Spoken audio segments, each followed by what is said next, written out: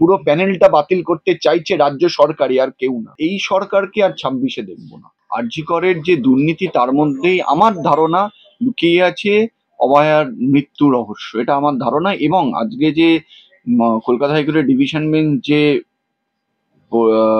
Steps নিচ্ছেন, একদম সঠিক স্টেপস নিচ্ছেন, এবং আমার বিশ্বাস এতে করে সত্যিকারের অভয়া হয়তো বিচার পাবে। এখন আমরা 2011 সালে উনি ক্ষমতায় এসছেন, এটা 2025 সাল।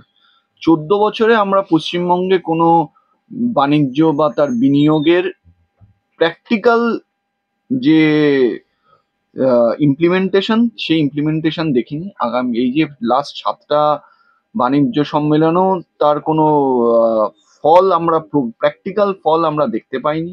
এবারও একটা হচ্ছে, আমরা দেখছি, কিন্তু এর ফলস্বরূপ কি হবে বলা মুশকিল। কারণ পশ্চিমবঙ্গকে এখন এই তৃণমূল, এই সরকার যে পরিস্থিতি তৈরি করেছে, যেখানে গুন্ডারাজ চলছে, কোনো আইনের শাসন নেই, কে এইখানে এরম ভাবে রিস্ক নিয়ে করবে? আর সবাই জানে এই মমতা বন্দ্যোপাধ্যায় কিভাবে টাটা গোষ্ঠীকে এখান থেকে সরিয়ে দিয়েছিল। তার উপর ভরসা করে কে আসবে, সেটা কিন্তু একটা বড় প্রশ্ন। দেখুন, আমরা লাস্ট 14 বছরে দেখে এসেছি, উনি যেটা বলেন তার মানে হলো ঠিক তার উল্টোটা পশ্চিমবঙ্গে চলছে।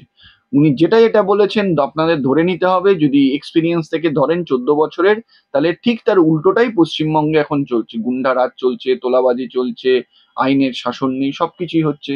আমরা সবাই, আর আগেও যেটা বললাম, যিনি টাটা গোষ্ঠীর মতন গোষ্ঠীকে এই বাংলা থেকে তাড়িয়ে দিয়েছেন, তার উপর কে ভরসা করবে না? দেখুন, সর্বপ্রথম যেটা বলতে চাই, আগে এই স্বাস্থ্য পরিকাঠামোটাকে চেঞ্জ করতে হবে।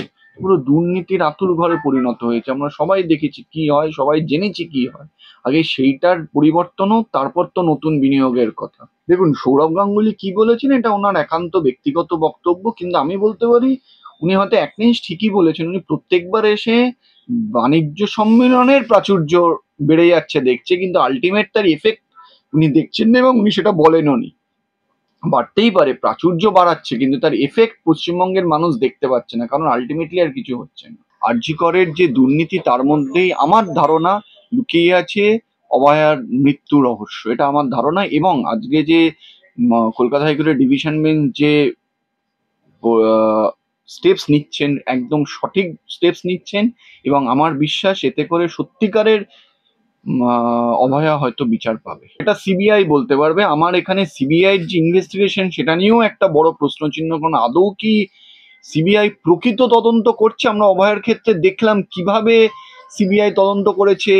এবার সিবিআই তদন্ত প্রক্রিয়া নিয়েও কিন্তু একটা প্রশ্নচিহ্নের মুখে পড়ে যাওয়া যাচ্ছে, কারণ সিবিআই তদন্ত কিন্তু আমার মতে সঠিক পথে হয়তো এগোচ্ছে না। কারণ আমরা দেখেছি অভয়ার ক্ষেত্রে, অভয়ার পোস্টমর্টম রিপোর্ট থেকে যেভাবে বেরিয়ে এসছে, ওনার শরীরে যে ধরনের ইনজুরি, ক্ষত দেখা গেছে, সেটা কিন্তু একক কোনো ব্যক্তির পক্ষে সম্ভব না। সেখানে সিবিআই কি করে বললো তার রিপোর্টে, বা যে সঞ্জয় একা করেছে, এবং সিবিআইয়ের যে ইনভেস্টিগেশন সঠিক করেনি, সেটা কিন্তু নিচের কোর্টের যিনি বিচারপতি, ওনার যে রায়, সেই রায়তেও এটা প্রতিফলন হয়েছে। সিবিআই এর তদন্তটাও কিন্তু একটা প্রশ্ন চিহ্নর মুখে।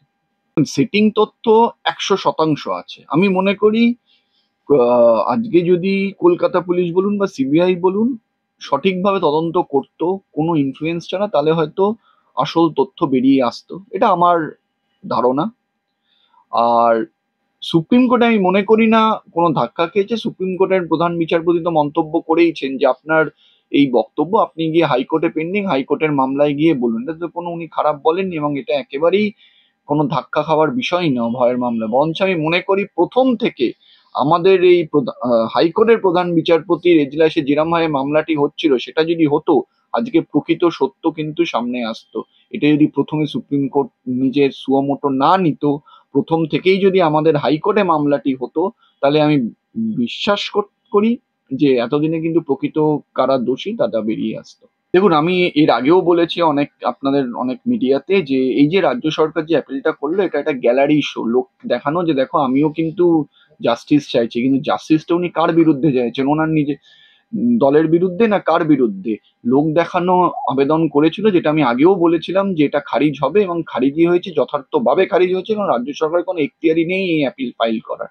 এটা শুধুমাত্র গ্যালারি শো। আর আরেকটা হতে পারে, মেবি রাজ্য সরকার মনে করছেন যে সঞ্জয় যদি বেঁচে থাকে, যদি সিবিআই সঠিক ইনভেস্টিগেশন করে, তাহলে হয়তো আরো অনেক কিছু বেরিয়ে আসবে, যেখানে রাজ্য সরকার এবং সরকারের অনেক লোক অনেক বিপদে পড়তে পারে। তাই জন্যই হয়তো এই অ্যাপিল চান্স নিয়েছিল, কিন্তু এটার পুরোপুরি একটা গ্যালারি শো আর কিচ্ছু না।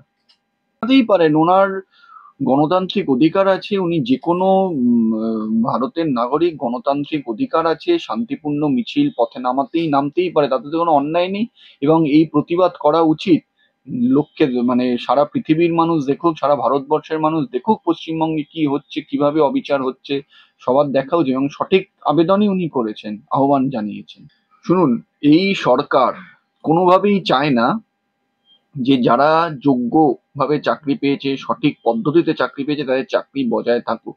কারণ এই সরকারের ইন্টেনশনটাই হলো যারা বেআইনি চাকরি পেয়েছে তাদের চাকরি বাঁচানো। এবং এই জন্য আমরা সবাই জানি রাজ্য সরকার অতিরিক্ত শূন্য পদ ক্রিয়েট করেছিল, এই যারা অযোগ্যভাবে চাকরি পেয়েছে তাদের যাতে চাকরি বজায় থাকে। তাই স্বাভাবিক ব্যাপার, আজ অব্দি হাইকোর্টে এবং সুপ্রিম কোর্টে এখনো অব্দি সরকার বা এসএসসি কোনো তালিকাই দেয়নি যে কারা অযোগ্য বা কারা যোগ্য। এই তালিকা দিলেই কিন্তু সম্পূর্ণ ব্যাপারটা মিটে যেত। এবং তাই জন্যই আমরা যখন ওখানে সওয়াল করি, আমরা বলি যেহেতু কোনো তালিকা দেয়নি, তার মানে হলো এসএসসি বা রাজ্য সরকার সেগ্রিগেট করতে পারছে না, বা বেসিক্যালি যেটা কথা সেটা হলো সেগ্রিগেট করতে চাইছে না। তাই জন্য পুরো প্যানেল বাতিল করা ছাড়া উপায় নেই। এবং এই জন্য সঠিকভাবেই এই ছাত্রছাত্রী শিক্ষকরা মুখ্যমন্ত্রীর সঙ্গে দেখা করতে চেয়েছিল। দেখা করে কি বলতো যে আপনারা একটা যোগ্যের তালিকা দিন। তারা তো অন্যায় কোনো দাবি করেনি, কিন্তু কেন তাদের সঙ্গে এই হলো? কারণ মুখ্যমন্ত্রী চায় না এই যোগ্যের তালিকা দিতে। তাদের সঙ্গে বসলে মুখ্যমন্ত্রীর মুখোশটা খুলে যেত। সেটা আটকানোর জন্যই তাদেরকে বলপূর্বক এই প্রিজন ভ্যানে তুলে অন্যায়ভাবে অত্যাচার করা, পুলিশের ক্ষমতা দেখিয়ে, আর কিচ্ছু না। সেটা তো রাজ্য সরকারের দায়িত্ব। আজকে এই দুর্নীতি করেছে কে? রাজ্য সরকার। কে করেছে? শিক্ষামন্ত্রী তৎকালীন। কে করেছে? স্কুল সার্ভিস কমিশনের চেয়ারম্যান।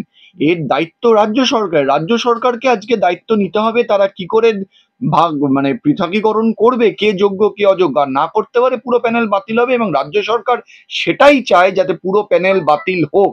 কারণ শুধু যদি অযোগ্যদের চাকরি যায়, তাহলে বিপাকে পড়বে এই রাজ্যের মন্ত্রীরা যারা টাকা দিয়ে চাকরি নিয়েছে। তাই জন্য এদের বাঁচাতেই পুরো প্যানেলটা বাতিল করতে চাইছে রাজ্য সরকারই, আর কেউ না।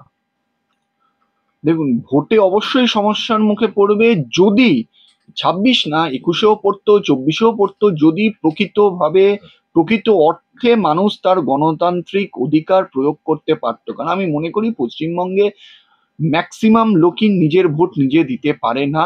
এই তৃণমূল আর তার পুলিশ দিয়ে ভোট লুট করা হয়, মানুষ ভোট দিতে পারে না। যদি প্রকৃতভাবে মানুষ তার ভোট দিতে পারে, তাহলে 26-এ কেন, তার আগেই অনেক কিছু হতো। 26-এ যদি প্রকৃত ভোট দিতে পারে, তাহলে আমরা আর এই সরকারকে আর 26-এ দেখবো না।